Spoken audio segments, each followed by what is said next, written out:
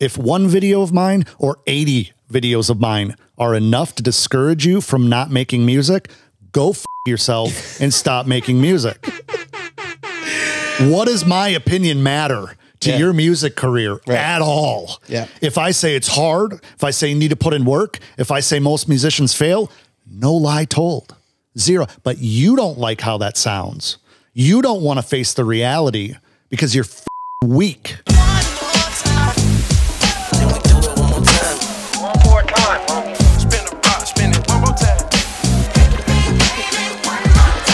Ladies and gentlemen, welcome back to the One More Time podcast. I'm your host, Playback Ben, here with my co-host. Henry with a 3, because Henry with an E was already taken. Henry, who do we have in the hot seat today, my friend? So pleased to announce for our 96th interview, 45th President of the United States, it's Donald J. Trump. It's a pleasure to be here.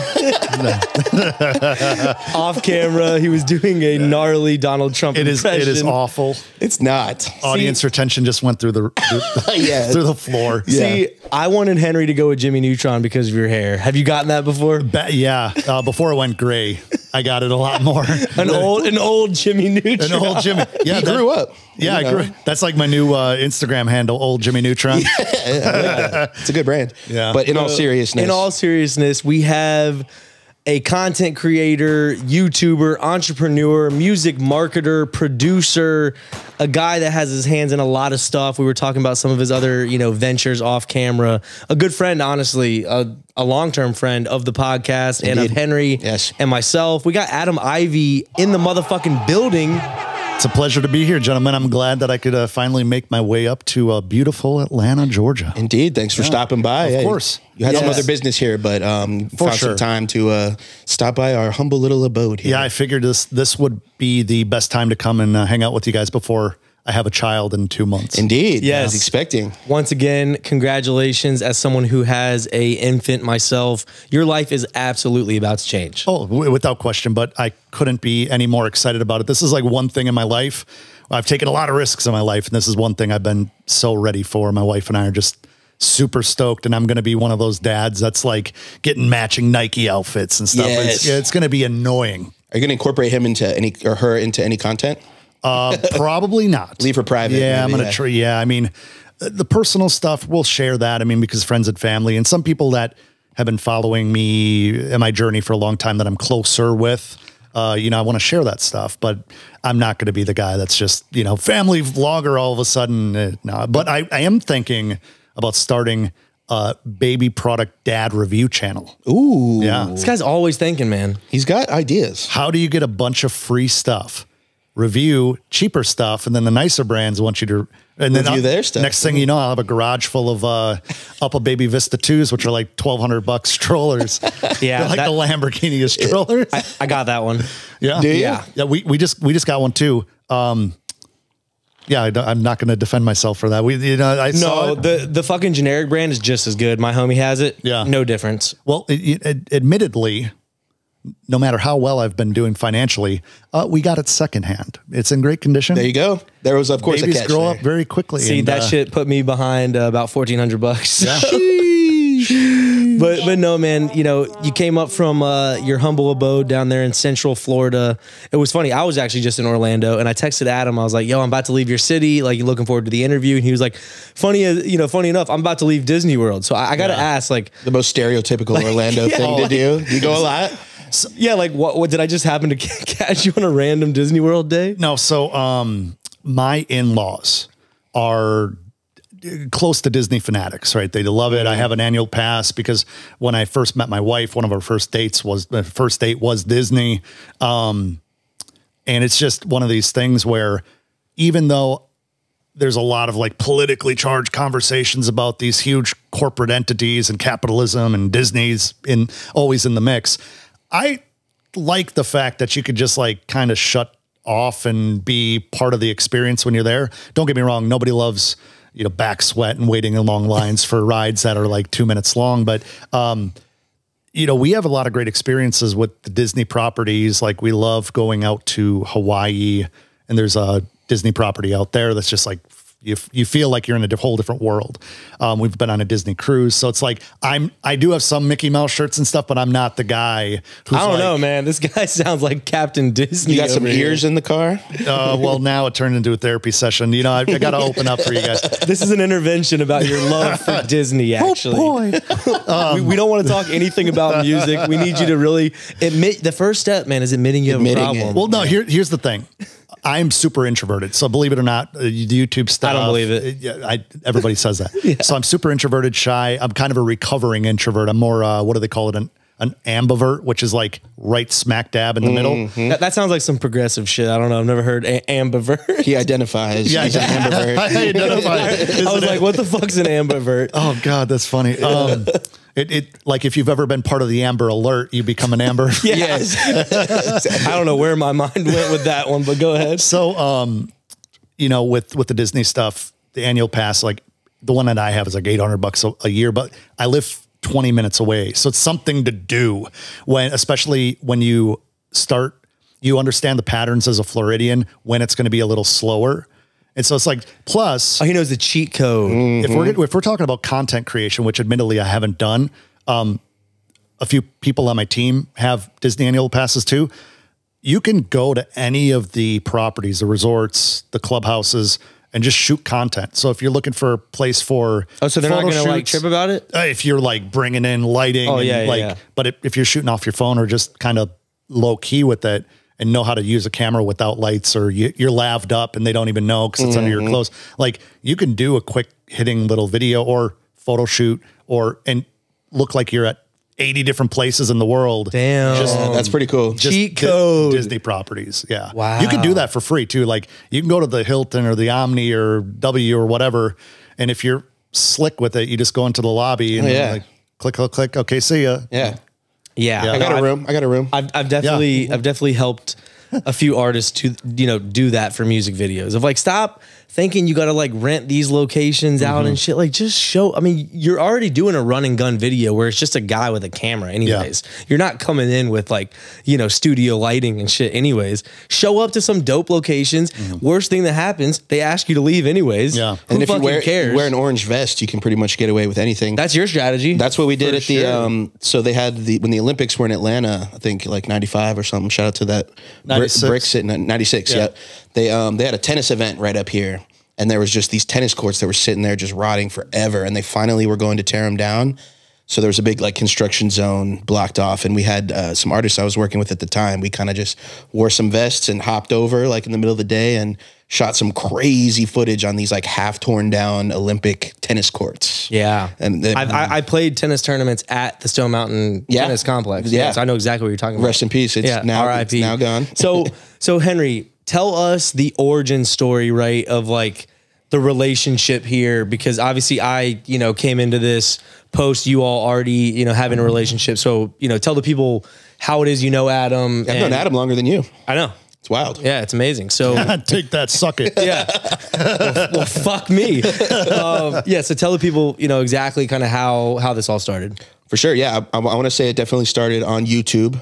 I was trying to, I was a struggling engineer, producer. I'm getting by off the engineering, but I really want to get production going. So I'm YouTubing every possible strategy to just get more, attention and, not just for me, but for the artists I'm working with so I can enlighten them. And I stumbled upon a video. And then that led me to the Instagram, and I stumbled upon the Instagram content. Do you remember the first video of Adam's that you watched? There's no shot. I've consumed so much Adam Ivy content at this point. There's no shot I could do that. But I do remember the feeling. That's what people say that they might not remember the words. Some people say, but they remember how it makes you feel. Okay, and it's like a good song, like Butterfly Kisses. Sure, yeah, we can go with that. But I remember thinking like, I don't know if this stuff works, but one thing for sure is like it made me very interested and it hooked me. And a little horny. It worked on me. Yeah. I got a half chub as well. So, clearly like it's done something. So maybe there's something to this. And then fast forward, we ended up doing the course. And that was right around the time I started working with you. I remember I called Adam and I was like, listen, Adam, I got this guy. he's working with me now. Is there any way we can like both take the course maybe for the price of one kind of thing? Yo, how'd you describe me? Were you like, yo, this guy, I don't really know this guy's intentions. Like, should I be working remember with this that guy? conversation. He's like, dude, have you ever seen Channing Tatum? He's like, my boy Ben is nothing like him, but I was like, wait, this is about to be the best compliment I've ever had. It went south. yeah, no. No, honestly, man, I do remember taking the, Sell Music Masterclass. So, tell people what the program is that you've been working on for the last, how long has it been? So I did music full time for about 8 years, right? And in that time, I also had other businesses. I did corporate gigs, and like marketing to me at some point intersected with music as far as like I'm passionate about both these things. So in 2008 or 2016, I went deaf in my left ear. I had a calcification of the eustachian tube after a bad ear infection. Say what? Side note, I'm getting surgery in April to get most of my hearing back finally. So I'm like super stoked. Shout out like healthcare technology at this point. I mean, yeah, I've been going to the ear, nose, and throat since 2016, and they're finally like, hey, I think this is going to work. Anyway, we'll see. Fingers crossed. Good luck. Damn, that's big news. When that happened, I was like, fuck this. Can I swear on here? Fuck no. Yeah. So I was like, fuck this. I'm just going to teach everybody everything I know because I'm not worried about competition anymore. So I started doing, because people producer buddies would email me all the time. How did you do this? How did you get that big? How are you making money? What are you doing? Or like, what cameras are you using? Whatever. Or, audio gear. And I would start emailing back and stuff. And I got really annoyed with it, to be honest with you. You're like, I'm just going to make a video that I can point them to instead of answering all these questions. 100%. So when I started answering questions on YouTube, that led to like, I started seeing patterns. I was doing more consulting with producers and artists, a bunch of different influencers, small businesses like I had been. And I'm like, there's patterns here. So I started just jotting down the questions or jotting down things that I would feel like I'm repeating myself all the time. And then I created this like curriculum that took me, I don't want to exaggerate, it wasn't, but like probably close to a year and a half, 2 years. 250 years. No, it was, I started building the Sell Music Masterclass curriculum in 2016 and I launched it in 2018. His hair wasn't gray when he started working on the program. No, it wasn't. Not really. Yeah, I know. It's not a joke, guys. That's how long it fucking took him to put this shit together. Yeah, it's like a Moses, right? With the 12 music marketing commandments. Obama before and after presidency. Oh, Lord. Obama. This guy can do all the president's impersonations. I have mediocre impressions of everybody. No, but the Sell Music Masterclass I launched in 2019, and I thought it was just everything, right? It was like 12 modules at the time with a bunch of videos and some resources. And then students were like, well, what module do you talk about this? Well, how about this? And the entire time I'm like, I grew up kind of a people pleaser and I never want anybody disappointed in me, right? So like in my life, disappointment is like the worst emotion over anger, over fear, over like disappointment. That's why I never asked for anything growing up for like presents. Just if I didn't ask, I couldn't be disappointed if I didn't get it. So yeah, but like where did that come from? We is that like a family? We didn't grow up with a lot of money, and I'm the oldest. Speaking of therapy sessions, like let's just unpack this disappointment thing for a second. I'm the oldest of 3 boys. Okay. My mom is one of 12 children from a farm family. My dad is one of like 7 kids from a similar type of family. Wow. So my parents never made over $30,000 collectively growing up. So it's like you had to provide, you had to do it, you had to just put in the fucking work. And I've been working since I'm 12 years old. I took a paper route and I tell you about that later if you want. But like the disappointment thing came from asking for this stuff, whether it be for my parents or people or even coaches, playing group sports and saying, yeah, you're going to play this way. And then you played. So it's like when you bump into that feeling over and over again, you just stop getting yourself in that position where you avoid it. You learn how to avoid it. Yeah. So like disappointment, I didn't want to disappoint my students. So I would start building more modules. Hey, you guys been asking me about this. Here's another module. Hey, you've been asking me about this. I don't know everything about it, but I talked to this person. We put together this. And now the Sell Music Masterclass curriculum is like 30 modules compared to 12. Hours upon hours of content, resources like worksheets. I've partnered with companies that usually would offer me like a bag for a YouTube channel or a YouTube video on my channel. And I'm like, no, you don't have to pay me anything, but you have to give all of my students like 90 days free. Right. So like and a lot of them sign up after the fact. So it's like a decent business relationship, with like no affiliate income or anything from that. Well, one of them I do, but like, they get 90 days on this thing that I'm teaching them. So I don't want people to be like, oh, you're teaching me how to use this, but now I got to pay for another membership. It's like, no, use it 3 months, see how you like it. And if if you took it seriously, then you'll have no problem paying $10 or whatever. Anyway, rolled that out. Then the students are like, how do I work with you? I want to work with you directly. How can I ask you questions? How can I bounce ideas off you? So I came out with what I call my accelerator program, which is my personal mentorship program, where for 12 weeks, 3 months, work with students such as Henry. And we get everything ironed out. Like everyone's case by case. We go through the curriculum. I say this a lot, to people that are asking me about it, but it's like, the program is, if you were going to school to become a doctor, Ricky actually said this back when I had Ricky on the team. He's like, if you were going to school to become a doctor, you'd be familiar with the medical encyclopedias and journals and case studies and all this stuff, but you don't become a doctor just from reading books or watching videos. You actually have to put into practice and shadow a real doctor for X amount of time before they allow you to do your own thing.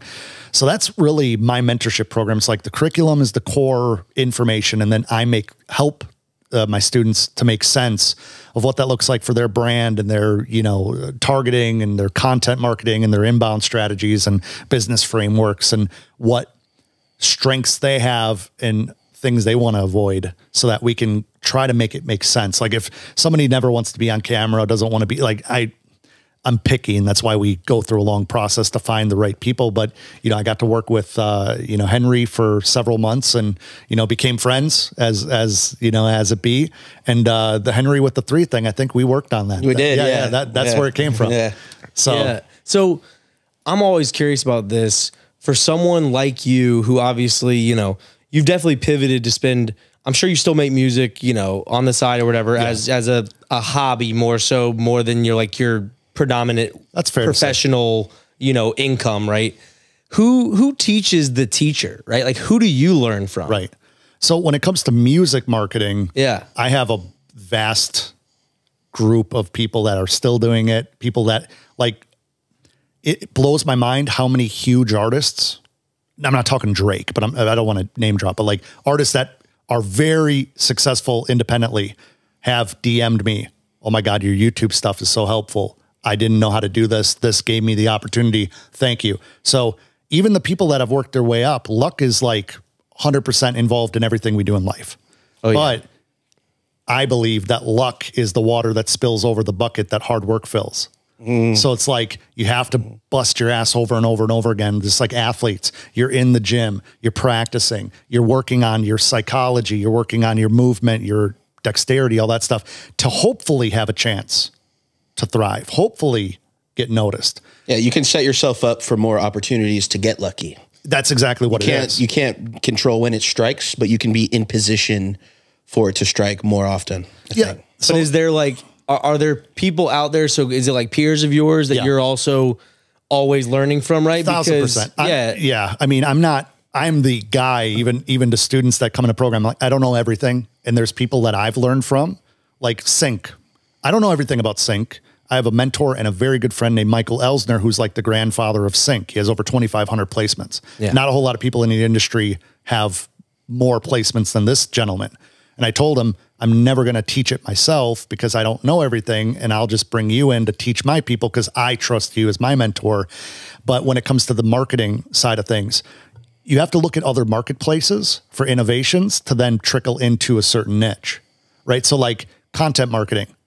Musicians didn't start with content marketing. Right. They started with audio, and then they're like, oh, maybe I'll get a photo shoot for a magazine. Maybe I'll get an interview on a radio show. It's like, no, you look at other industries that it mattered more, whether it be modeling, whether it be you fill in the blank. Right.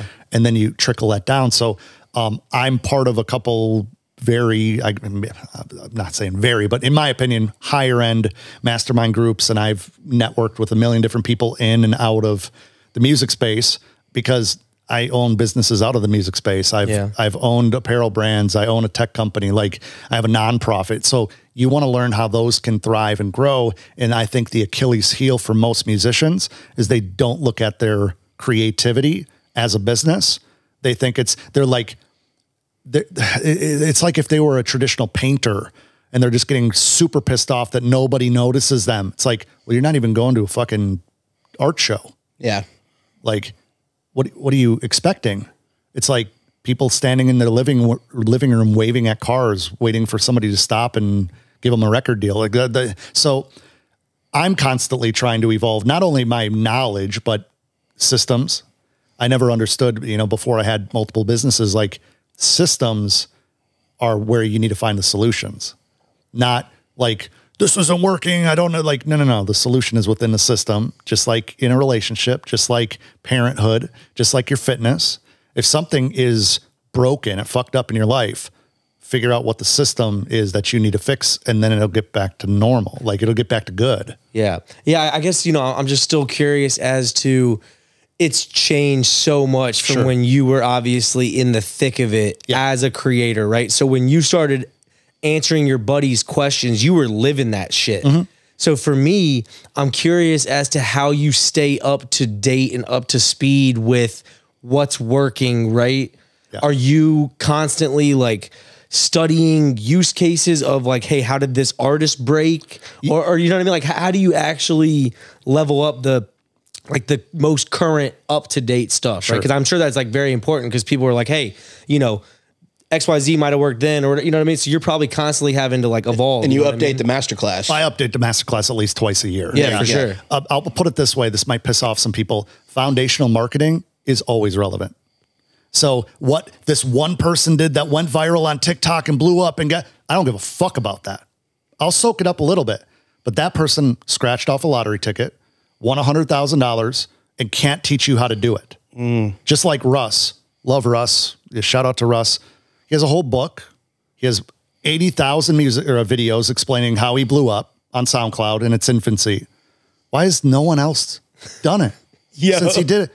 Like, unbelievable talent, handsome man, charisma but that's the soft skills that all these other fuckers don't have. And he doesn't talk about the shit that he had to go through behind the scenes that wasn't as sexy when he was emailing a ton of people, when he was on all the blogs, when he had not a team, but a group of evangelists that believed in him.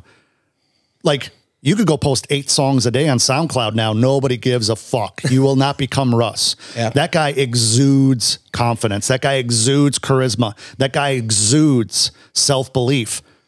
3 things that if artists have even one, they have a way better chance than most. Yeah, and those 3 things that you just mentioned are so much more important than the frequency of dropping music that he touts as his reason for blowing up. Yeah. We talked about Russ before. Who was it? I can't remember. There was a guest that we had on the pod, and he was just like, Russ needs to cut that shit out. Right. He is dangling this fucking fake ass like success model that isn't actually what contributed to his success. A great way to stay ahead of everybody is by giving them the sauce that'll never get them to where you are. If the fake sauce, right? If you're, do you think he's being intentional about that? No, not necessarily. Like, so not malicious. I don't know Russ. Russ, we love you. I think he's a handsome man. We'd love to have you on the podcast. I think that he has great hair. He has great. He has a great heritage behind him ethnically. Right. Yeah. What is he? I don't even know, but he's just godly. Looks like Polynesian. I'm just trying to I'm not trying to make enemies here because I'd love to talk with him. I'd love to sit down and have him on the YouTube channel and for sure and try to just play nice in terms of like what do you really think works now? But I think he's really honest about that in a lot of his videos now that I see on TikTok and stuff because I follow him. I'm a fan of his music. Yeah. But I think that if you don't look at foundational market, I'm talking VCO, I'm talking visibility, connections, offers. This is what I'm preaching. Any business, especially a creative business. If you don't have visibility, yet you have connections and offers, you don't have enough people to make a career. If you have visibility and offers with no connections, well, a lot of people know who you are. These are the people that go viral on TikTok. They have crazy numbers. Nobody gives a shit. They're 24 karat golden. Can't pack out a 500 person venue. Yeah. So shout out to Mood, but dude's not selling tickets. And that's the thing. When you blow up super fast, you're probably going to drop just as fast. But people don't want to put in the work. It's the oven versus the microwave thing we talked about. If you look at artists, 70s, 80s, even 90s, Richard Marx was like what, in the 30s? Like, don't get me wrong, he's been doing music forever and he's like a god. But like, you look at these artists back in the day, you're like, why do they look so old? Because they fucking were. Like it took, I mean, how many fans were you gaining going and playing a smoky bowling alley on a Thursday night? Like they weren't looking at follower counts. They were just like, if I keep going, this person's going to tell that. I'll come back next year, later this year, there'll be more people. And you just kept schlepping through. And now it's like, only had 600 views on that video. Some fucking bullshit. You can't fit 600 people in that one bedroom apartment you're living in. You're like, it's this entitlement. And I'm getting off subject here, but like when it comes to VCO, that's all it boils down to. VCO, visibility, connections, offers. What's the other combination I didn't use? So visibility and connections with no offers. You know a shitload of people. They know you, but you have nothing to sell and no way to make money. You see a lot of people like that too. So yeah, and I mean that stuff we talk about of just even like with our business, right? Is like, all right, bet if we go viral as fuck and we grow this audience and there's tons of people that know us, and then we got the podcast where it's like we can call anyone, bro. I'm like 1 degree separated from Drake. Fuck it, you know, like I know Drake's tour manager, whatever. I don't even mean to like pull that, but I'm just saying, if you don't have then something to like, what is it that we're doing here? No, you have to have intention. Literally, Intention like, is everything. what are our offers straight up, right? And maybe it's a Crown Royal sponsorship. Shout out to Crown Royal for the sponsorship. It's not real, but we're manifesting it with the bottles up there. No, okay, so you've already kind of, you know, suggested that this is somewhat of your approach. I mean, you are, I would say, at this point, at least in your content career, like you're the definition of tough love, man. You give it to the people, whether they want to fucking hear it that way or not. And I think it weeds out the weak pretty quick. A lot of people that don't like me because of it. They're like, you're an asshole. You're discouraging. I'm like, if one video of mine or 80 videos of mine are enough to discourage you from not making music, go fuck yourself and stop making music. What does my opinion matter to your music career at all? If I say it's hard, if I say you need to put in work, if I say most musicians fail, no lie told. Zero. But you don't like how that sounds. You don't want to face the reality because you're fucking weak. Yes. You're on the edge. And instead of working up the intestinal fortitude, if it's like going to the gym. If you go to the gym first day and I say, you're fucking out of shape, get in shape. There's like 2 realities: getting in shape, not getting in shape. So many people love just sitting in the fucking pool of mediocrity that they're used to floating around in, pissed at everybody else that learned how to swim and get out of the pool. Like, my YouTube video trying to help you. Let's say one of my YouTube videos where I don't even pitch anything. Like, yeah, I have a paid program, but if you go and you watch a YouTuber that's a fitness YouTuber, and you want to work out with them, not doing it for free. Oh, watch your content. Let's work out for, like, no. That's entitlement. If you watch all of my free content and don't do anything with it, it's like having a bunch of salads in the fridge that you just let wilt. It's not the salad's fault. You didn't eat the shit. So this reminds me a lot of a situation that just kind of was developing yesterday. I'd love to get y'all's opinion on this. Let's hear it. DJ Academics. Ooh. Shout out Ack. Big Ack. He calls himself Big Ack now, but go ahead. Keep up with Ack pretty Sponsored frequently. by Proactive. I had Big Ack in high school real bad. Accutane? Yeah. He was on Accutane. Yeah. Go ahead. Basically, Metro Boomin commented on one of his posts about, because he's a media guy, so he's posting about everyone. Of course. You know, that's his gossip job. queen. That's his job. Metro basically says, I'm politely asking you yet again to please stop posting me.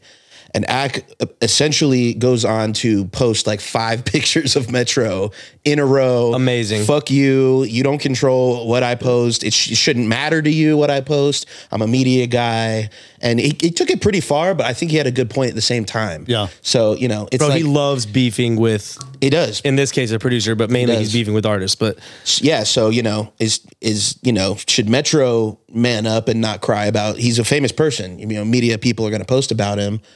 But he was just so polite about it to get that response. I've been kind of conflicted on that since last night. It's the shock jock mentality. The dog that barks the loudest gets the attention.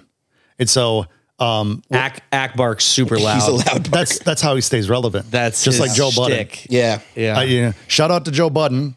Joe B. Shout out to Big Ack. Big Ack. I think what you're doing is great, but I think behind closed doors, you would agree that you exaggerate your actual feelings and then you take the headphones off, you turn the mic off, and you don't give a fuck about what you're outraged about. That's the life of an entertainer. Right. Like, look at the Maury show. Yeah. People come out like, Maury doesn't give a shit. He's just like, oh, this is a great rating. I mean, I'm dating myself. I don't even know if there's a Maury show anymore. But like, I think that opinions offend people, but there's a huge difference between being offended and affected. And people don't know the difference because everybody has a voice now. Well, I'm going to talk. I don't give a fuck. Yeah. Like, I earned my voice for those that actually listen, whether they love it or hate it. You're not entitled to have a voice. You have one. Don't get me wrong. Everybody in this world has a right to love who they want, express their frustrations or love for whatever. But don't think that your opinion weight matches up with my opinion weight when you're coming to me as a consumer and I'm the creator. Yeah. We've run into a lot of this on our TikTok. We've had some TikToks do very well lately, and wow, some people for just posting our opinions. We do like rapper drafts. Yeah. Top 5 like bald rappers or Philly rappers. Great strategy. Oh, they're doing numbers, great numbers. When you're polarizing, that's how you go viral. But oh my God, some of these comments. We've been able to brush them off. Who was the rapper draft? Well, I mean, oh my God, too many. We've done a lot at this point. But just, I mean, and the biggest thing that kind of like hurts me the most, because it's just so opposite of like who I am as a person. Yeah. It's the racially charged comments, well, bro. Of course. Yeah. I mean, we're now 3 white people talking about rap. I thought you were Ecuadorian. Yeah, just the entire time. A very pale Ecuadorian. Hola, I mean yeah.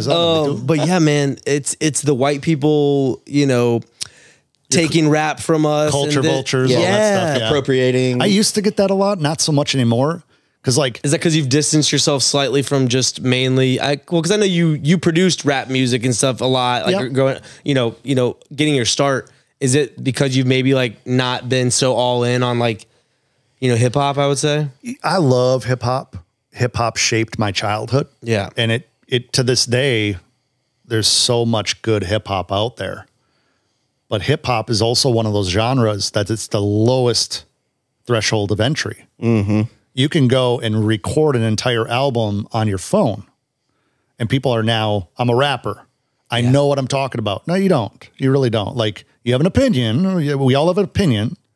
But when it comes to the insecurities, the things that they were raised with, the things that really bother them internally, they start projecting that when someone says something that they don't like. It doesn't matter if you're white, doesn't matter if you're a woman, doesn't matter what your sexual preference is. They're going to try to find somewhere where they can hurt you because something inside of them is broken. So they're going to come in and they're going to try to hurt you.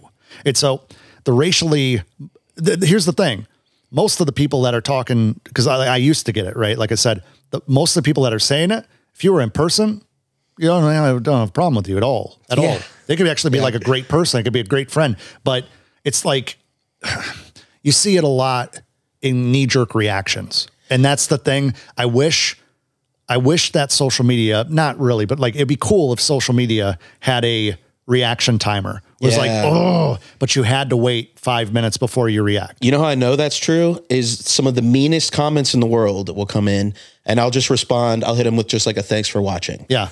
And they'll be like, just a thanks for watching. Yeah. Thanks for stopping by. And they'll just go straight to, I'm sorry. You know, like, I didn't really think you'd see that, or like, you know, and they're like, they immediately have just flipped. So it's like, what made you do the first one? They had a chance to calm down and actually come to their senses.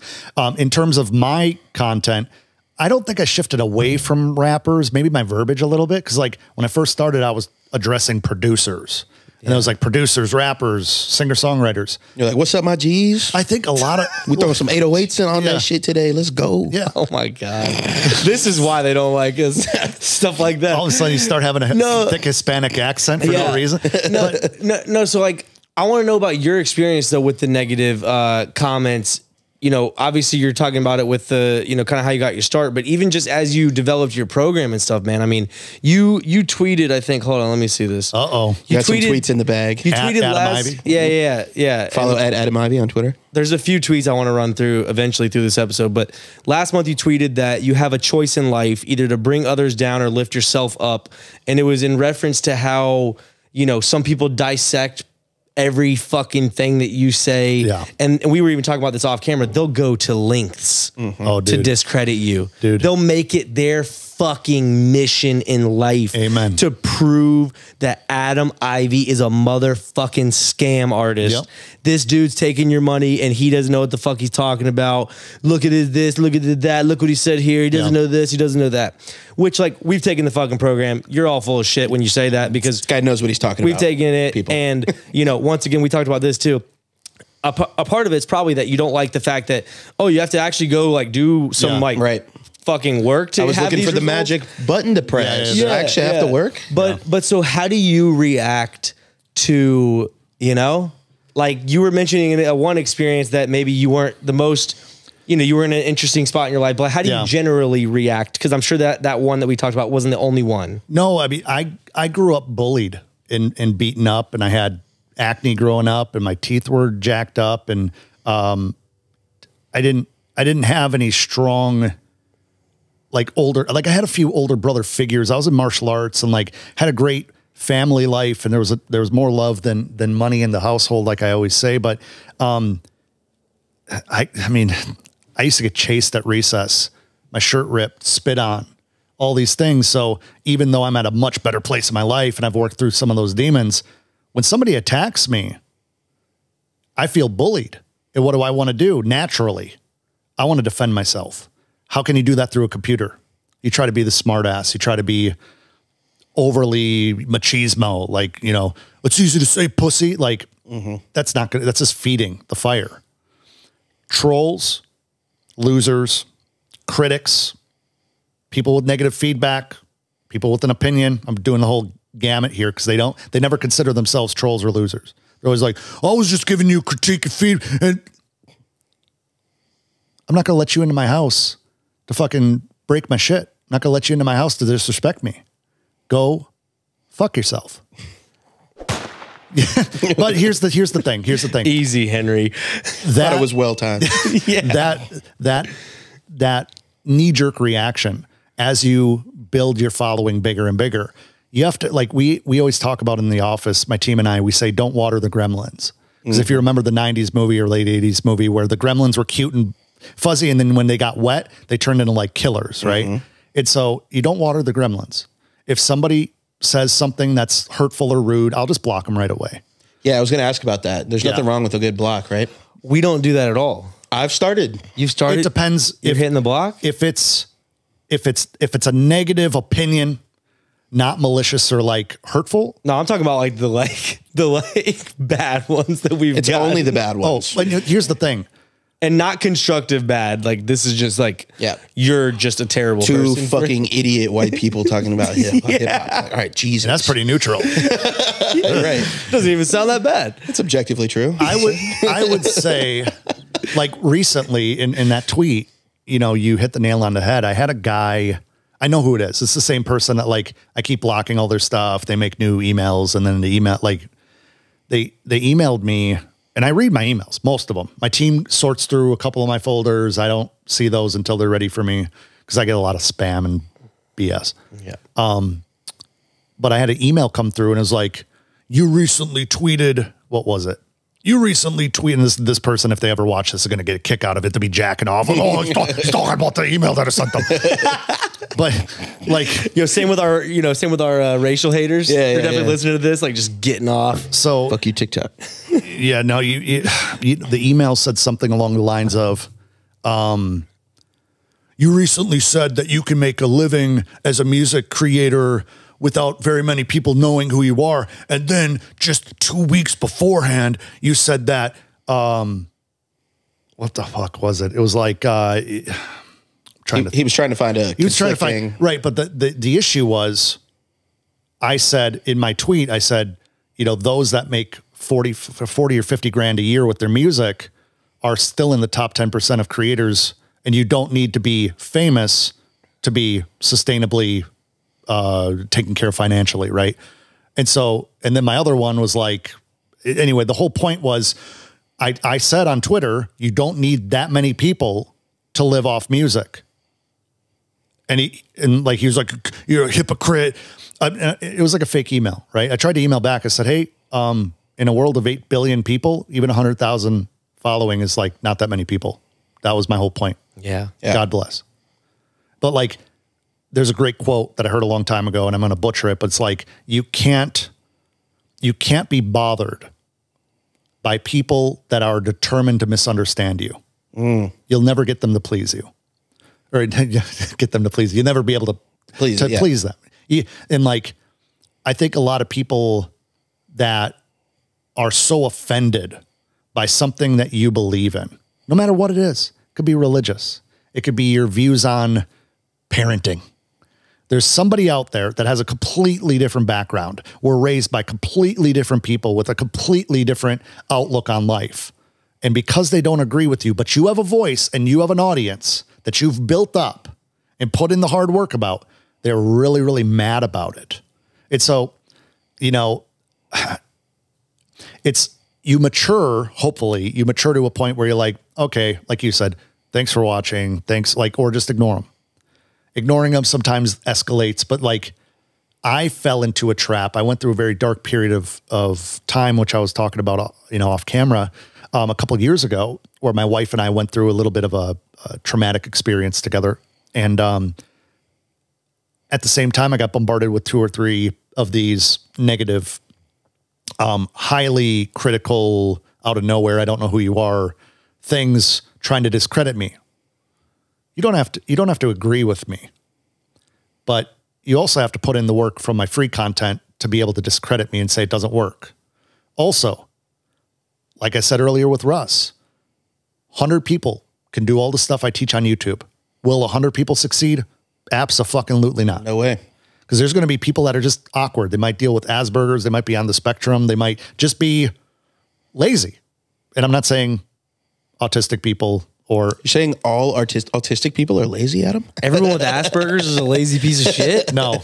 Adam Ivy. If you put that out on a clip, we're clipping that. I'm going to make a fake account and call us all honkies. But fucking ugly honkies talking about rap. I'm autistic, you fucking honkies.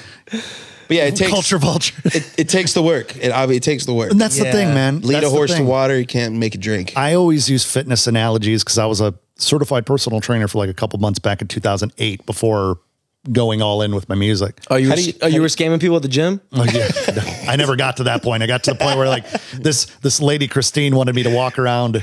It was for a Gold's Gym. She wanted me to walk around the parking lot for the entire shift, handing out flyers and trying to get what is it, like trial memberships or like trial sessions. I'm like, that's how you became a great marketer.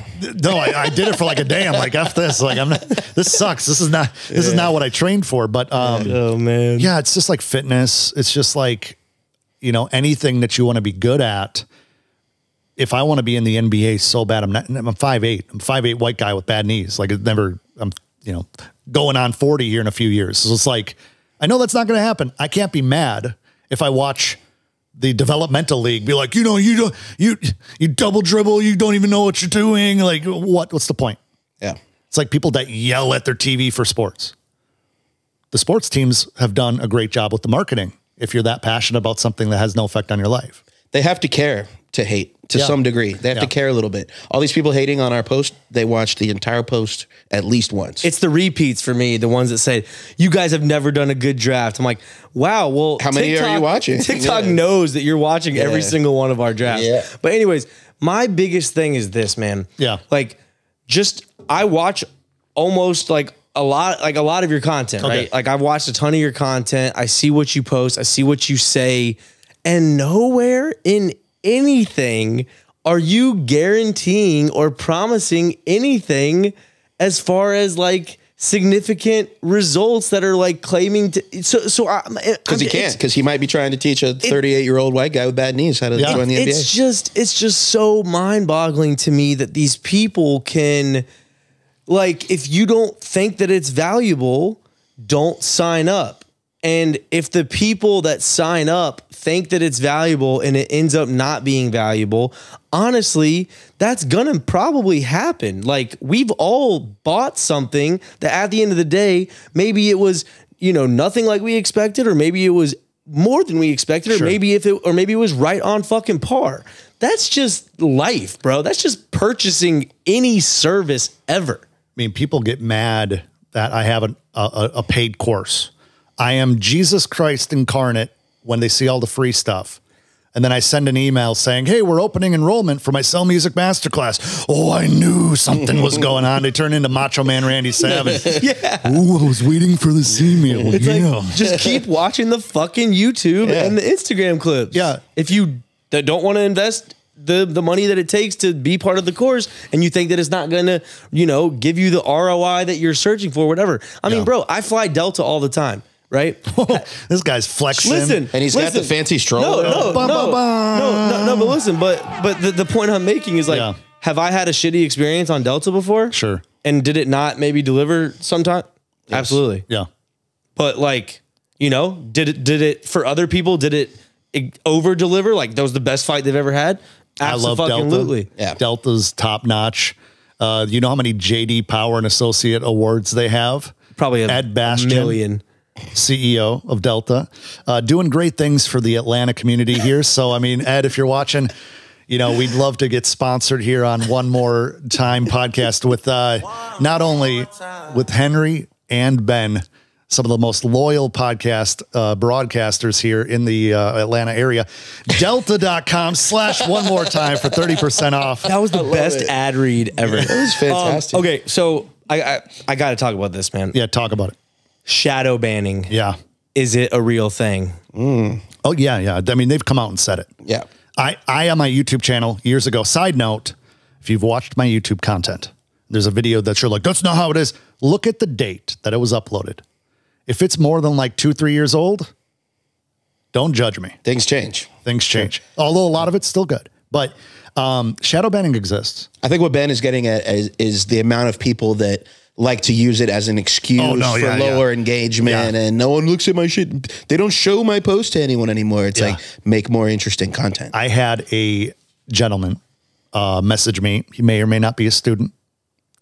You know who you are. And he had, you know, off the top of my head, I think like 2,700 followers, respectable, you know, he's working on it. He's like, oh, dude, I think my account's shadow banned. I did like an awesome video and it's not getting any views. And I go, look, it's like 600 or 700 views. I said, is this the one? Yeah, I think I'm like, hold on. This is where you romanticize what you think the content is. It's really good. I bought some new lights. Oh, I got the new camera. And you think that that's magically viral content? It's like, no, they're still like a platform based on ads. They're not going to show your stuff to all the people that follow you. Because otherwise, why would they ever have the boosted promoted post? Right. Like they're teasing. I mean, it's safe to say that, you know, about 10% of your audience sees your content within like an hour. Yeah, I mean, that's just like a standard post. It's just pretty much everything. Good post. YouTube, TikTok, no, but I'm saying like the 600 to 700 views. It sounds just like right. No, I mean, and here's the thing. Sounds just like pretty good for 2,600 followers. Average engagement overall on Instagram is somewhere between like 3 and 12%. Yeah. Mm-hmm. So if let's say you have 3,000 followers and you're getting 600, I mean, that's what 20% engagement. Yeah. It's great. Pretty good. That is pretty good. Above average. 600 in our minds are like ADHD, everybody's famous minds. Like, that's not even a lot of people. Yeah. You need is what, 5,000 people to give you $50 a year and you make $250,000. 5,000 people in the world. Yes. There's like 5,000 people within 30 minutes of this. Like easy. $50 a year breaks down to what, $7 a month or something like that. It's like, no, less than that, less than like $3.50 a month, $4. Like, no, it'd be like $4.25, something like that. Anyway, I'm not good at maths. He's losing me. Yeah. All right. It's been fun. Yeah. It's the law of 1,000 superfans modified. Yeah, kind of. Kevin Kelly made it way too simplified, and that's what screws people up too. You just need 1,000 fans to pay you $100. And you got a 6-figure salary. But they think that they have 1,000 followers. That's like, not super fans. Yeah. I did a video called 1,000 Fans in 90 Days. And in the video, I'm like, look, you're going to need a lot more people because not all these people will be fans, but now you have the opportunity to turn them into fans. It's with nurturing. People don't get that. Cold, They're like cold to warm to hot. That's it. I mean, the way I look at things when it comes to VCO, visibility connections offers, it's like stranger, eventually a follower, our job to turn them into a fan. And then the next step is what I call family. It's like they know your content. They sit there and mouth your intro. When you watch you What's up, guys? This is Adam Ivy. What's going on, guys? Adam Ivy. You gotta do the arms. I can't do it. I'll hit the mic. True. Yeah. What's going on, guys? Adam Ivy. Grab my small hand, child. Grab my strong hand, child. Yeah, exactly. But Further, faster. yeah, What is it? Further, faster in your music career. What's going on, guys? Adam Ivy, sellmusic.com, here to help you go further, faster in your music career by helping you. We're sharing. I haven't done it in a while because I stopped doing it.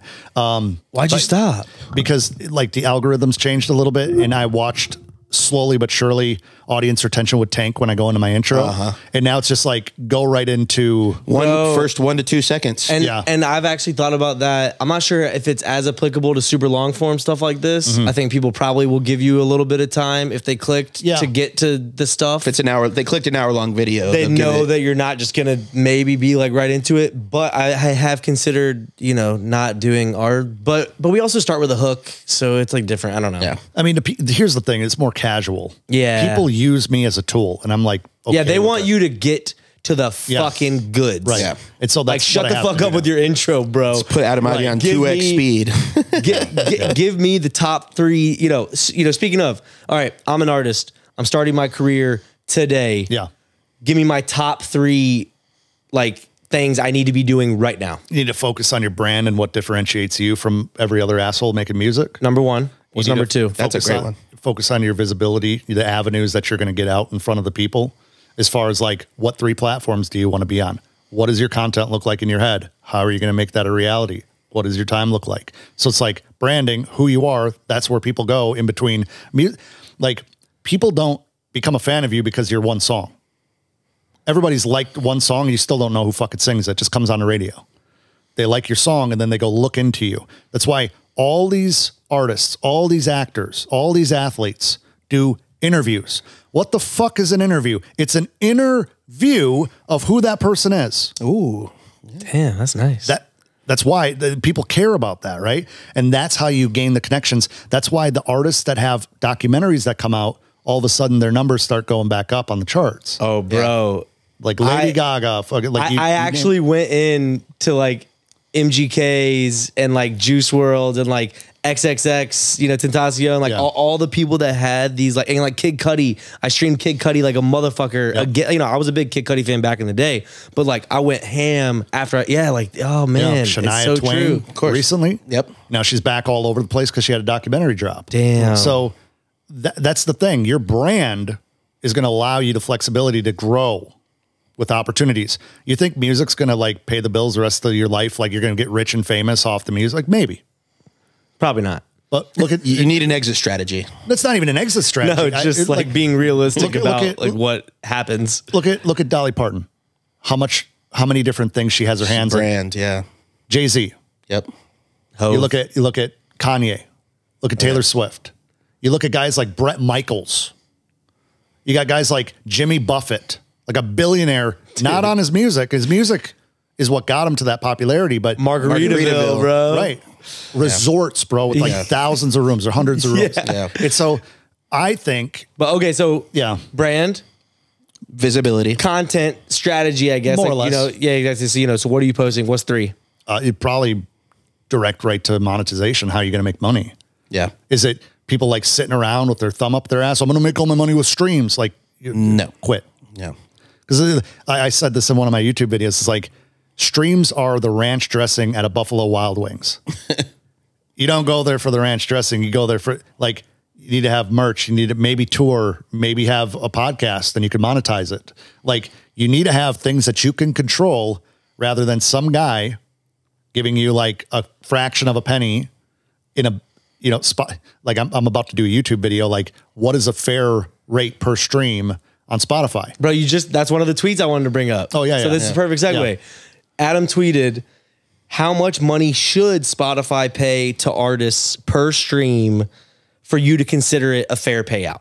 Oh God. Yeah. The reactions. The were- reply man. tweets were absurd, bro. The average response on that was between 1 cent and 5 cents, Yes. which I think. Which break that down for the people. It's insanely unsustainable. Yeah. So I don't have the numbers in front of me, but God, I think Spotify did $12 million. I'm sorry, Spotify did $12 billion in 2022. Okay. I believe. So they have over 60,000 songs uploaded a day, right? They have over 900 million streams a month. Okay. I did all the math on this. It's going to be a banger video. Yes. If Spotify paid 1 cent for every stream that comes through their systems, they would be in the red about $20 billion. They haven't been profitable for the last 6 years. Yeah. They've never been fucking profitable. Yeah. Tidal can do it because why? High res, it's higher. No, they have like 5 million users. Spotify has something like 456 million active monthly listeners a month. Yeah. Users. Why can Apple Music pay a little bit more? Because it's fucking Apple and they're worth $1 trillion. Yeah. And they only have, I think, 58, and I'm probably skewing this, so they only have like 58 million active listeners compared to 456 million. Yeah. You have this, it's like a big bank. Spotify pays out. People are like, I mean, you've probably seen the responses. Some people are like $1. Yeah. Those are the funniest. $5 a stream. I'm like, Right. I was like, bro. I wouldn't pay $5 to listen to a Kanye album. I mean, maybe I definitely would, but like, I wouldn't.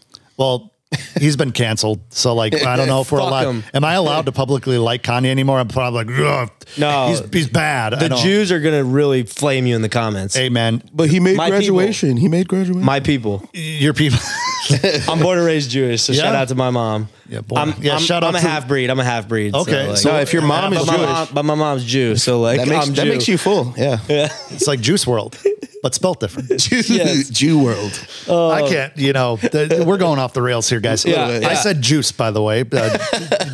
Take that however you may. Putting Adam with Kanye. Yeah. Oh God. Yeah.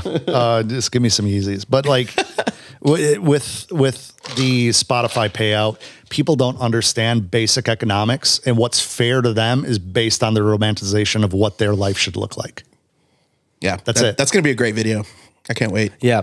So I know you like the foundational side of marketing, meaning there are a lot of things that, even though the platforms have changed, even though like slightly like different approaches have been in place, over the years, there is still some concrete fundamentals. And I know that that's something you maybe, preach, right? That like at the end of the day, it's going to be like VCO type of stuff that you talked about. But I do want to get your take and see if you have an opinion.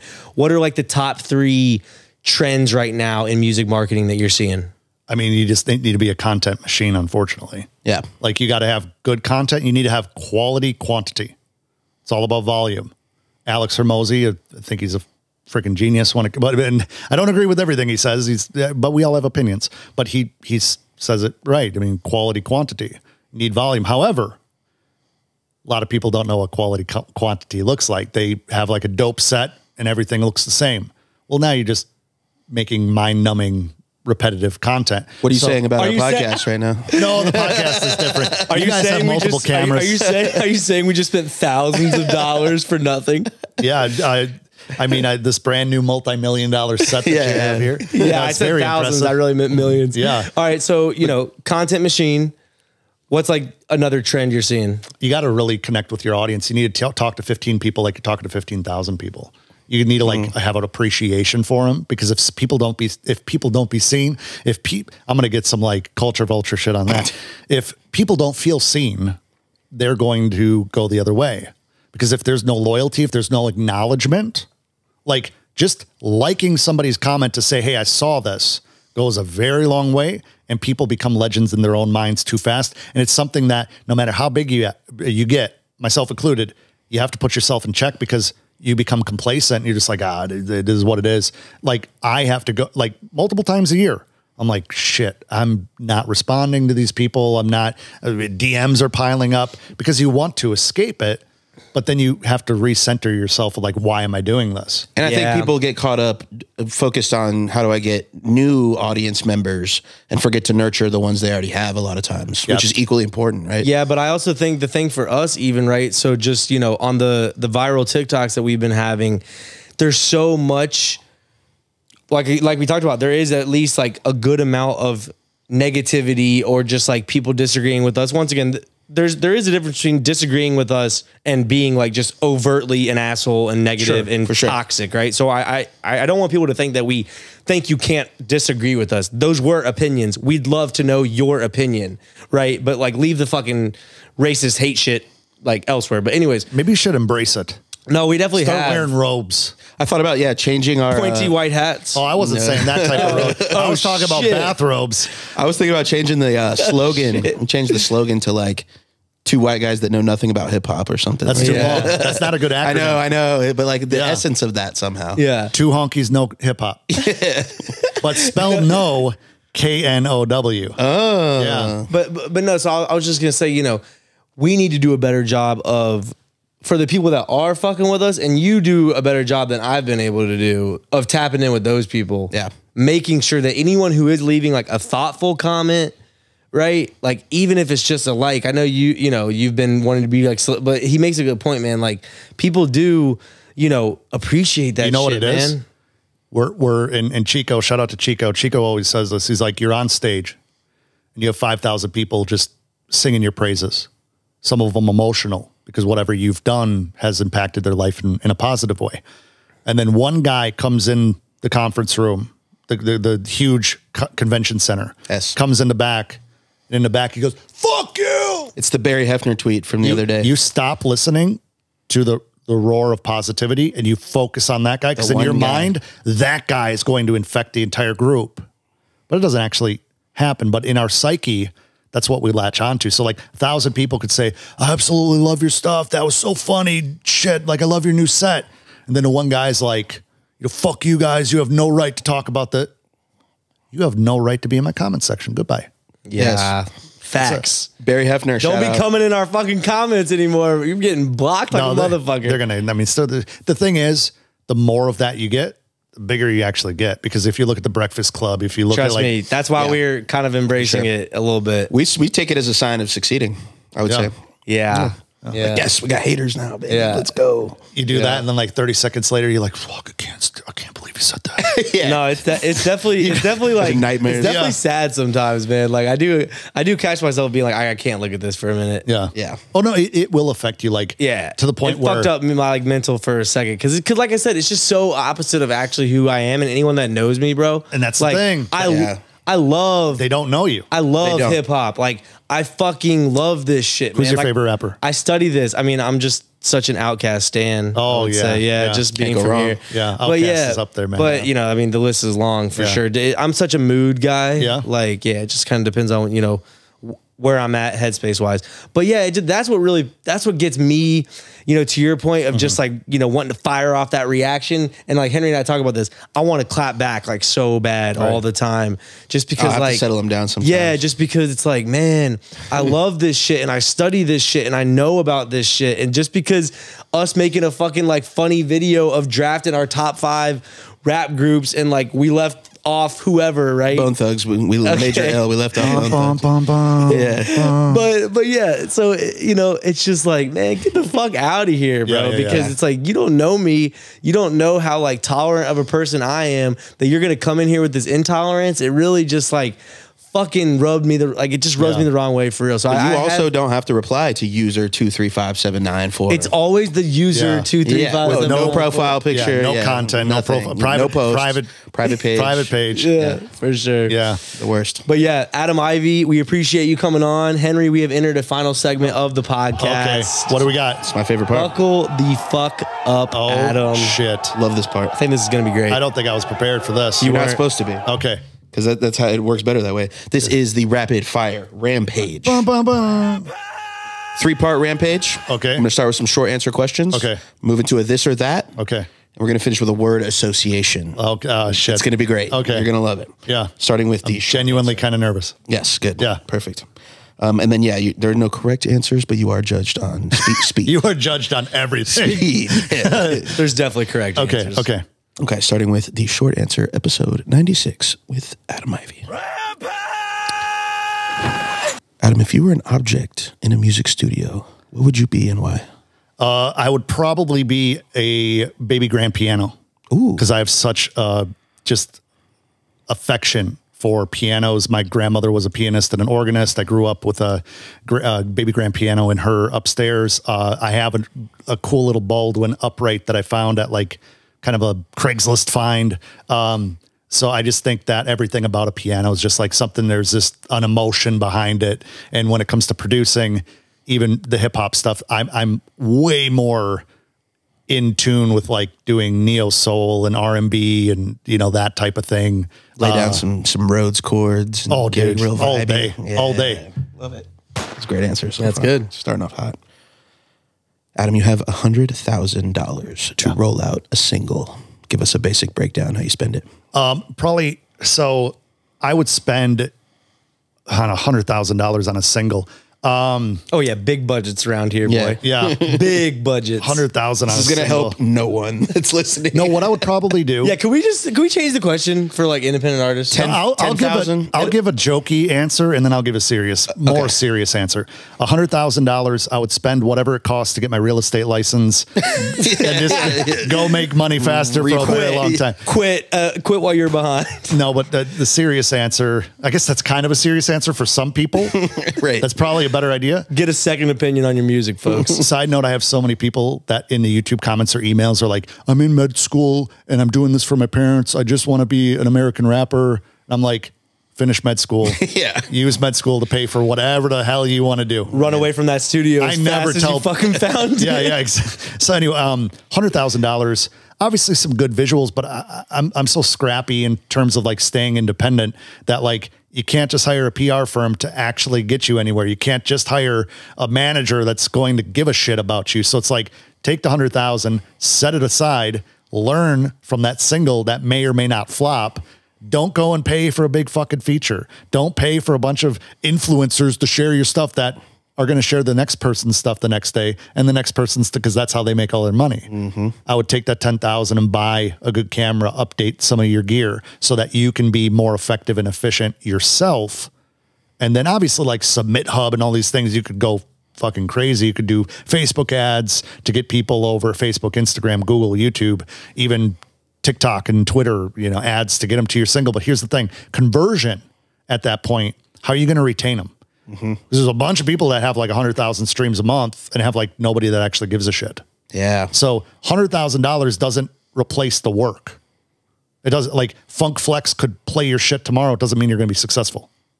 So I think it's kind of a misnomer that, oh, if only I had the money.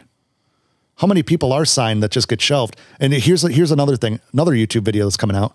How many people are saying, oh, I just need my chance. I just need exposure. Name 10 American Idol winners that are relevant anywhere on charts. Right now. You can't. Maybe 3. Did Carrie Underwood win?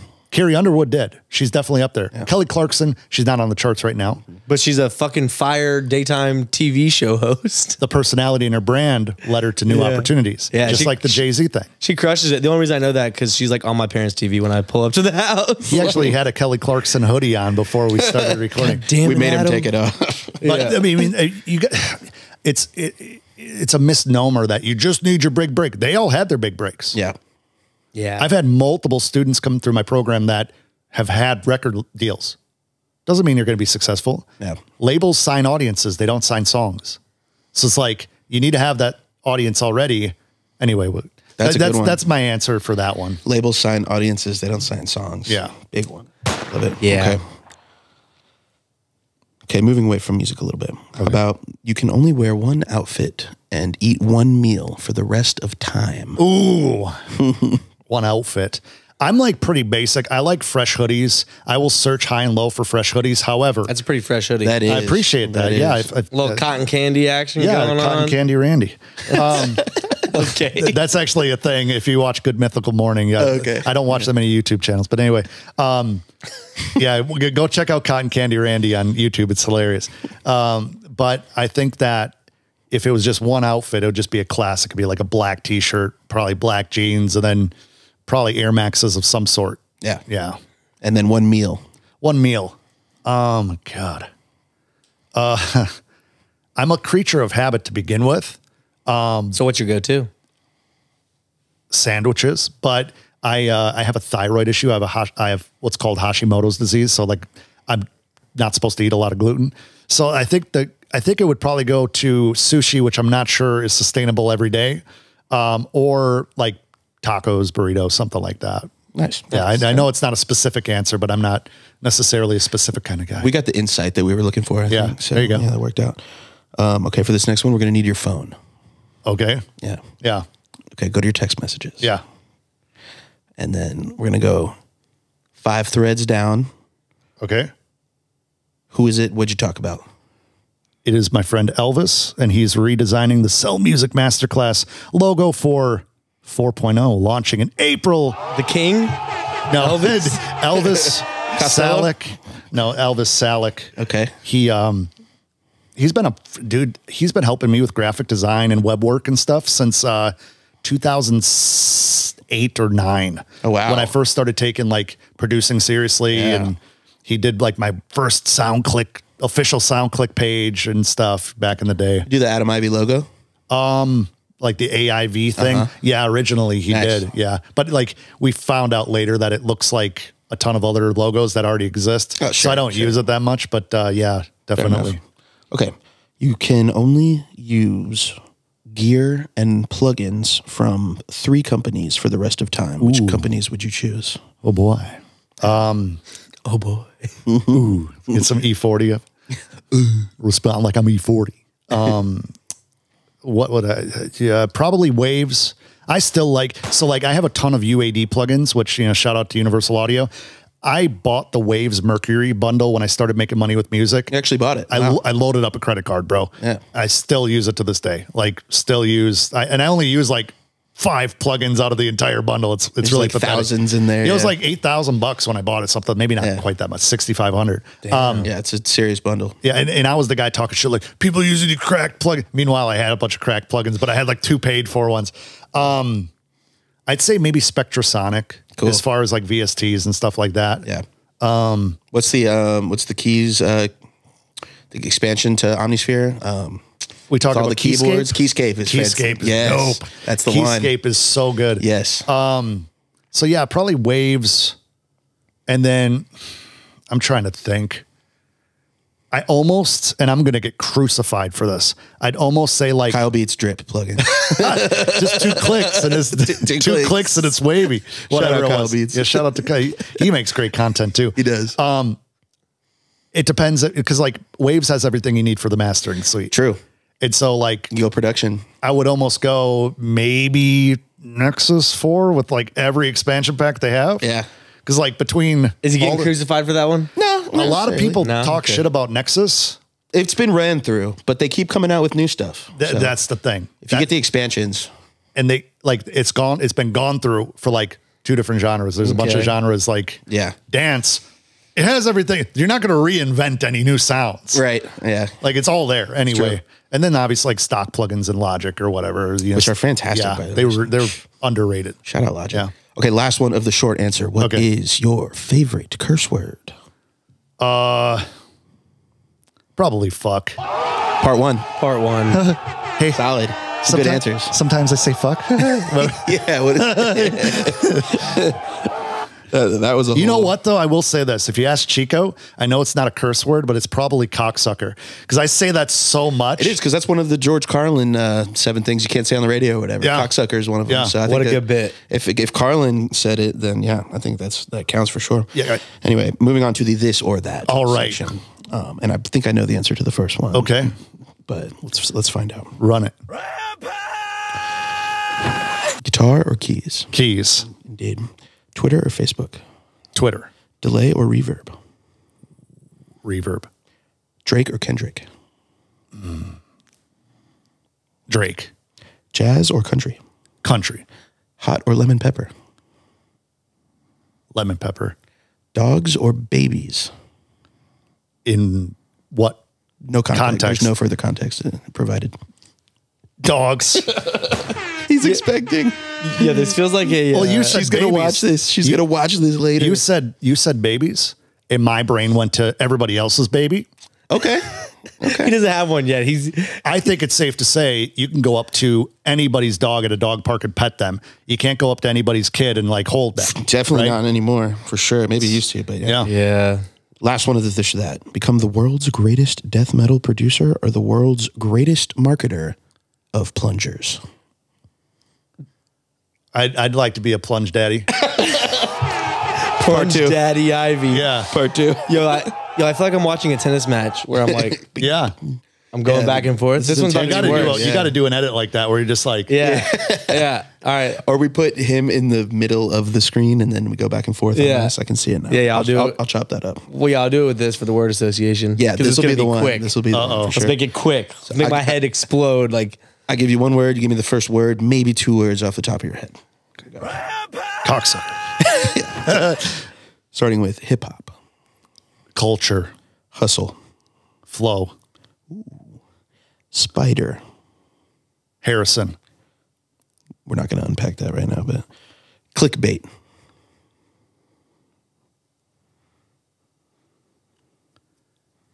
popularity.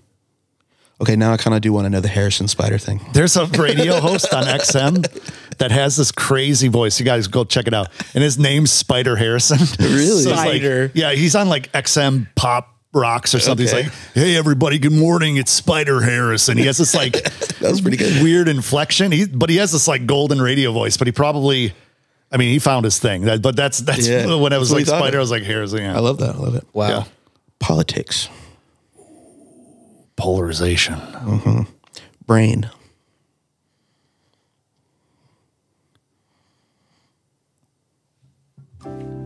Knowledge. bass, I just want to say bass again. So bass. That'll work. That'll work. Yeah. Podcast, One more time. One more time. that was the only one that did have a good answer. X, Gonna give it to you. That's fire. jalapeno, No, thank you. plug, I thought of talk. plug. the- talk. Like, yeah, Adam, yeah. like Adam 22's fucking podcast. Have you ever heard of it? Is that the sexual one? Yes. Now I was talking about the plug talk. I Yeah. think it was a little homie, Rich Homie Quan. No, it's not Roddy that Rich plug talk, either. that It's plug talk. Yeah, yeah, Rich yeah. the Kid.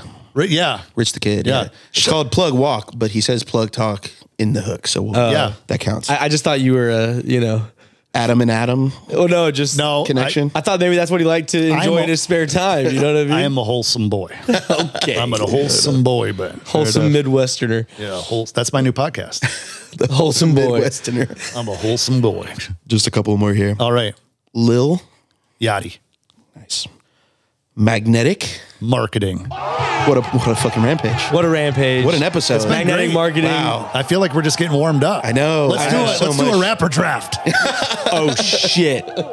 I'm down. We could On that note, Adam Ivy, appreciate you coming on to the One More Time podcast. As always, please like, comment, and subscribe. Smash that bell icon or whatever Adam says. Got to smash the bell. Get these notifications. Guys, if you want to join the channel family, got to click that little subscribe Yes. button. Let me know what you thought of this episode in the description box or in the comments below, rather. If you want to connect with me, I'm most active on TikTok and Instagram. Not only One More Time, but Henry with the 3. We got Ben here, my favorite Jewish compadre. Yo, that's fire. amazing. Until next week, Henry, what are we doing? Getting out of here. Getting the fuck out of here. Peace. Pop that shit like one more time. And pop that one more time. Pop that